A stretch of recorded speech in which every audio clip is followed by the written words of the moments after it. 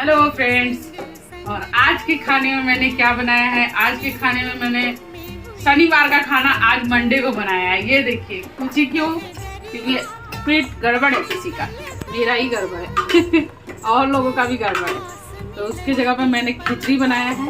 ये इसमें मटर डाल दिया है थोड़ा सा, और ये आलू का चोखा भी बना दिया है। ये देखिए, बहुत अच्छा लग रहा है चोखा। और धनिया पत्ता टमाटर का चटनी भी बना दी है, क्योंकि खिचड़ी ऐसे सादा खाने में अच्छा नहीं लगता है। तो आज के खाने में खिचड़ी चोखा चटनी है।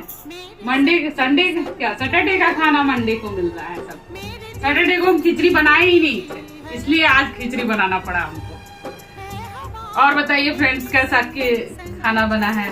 और किस किस को जब पेट खराब होता है तो खिचड़ी खाना होता है, तो ये बताइए।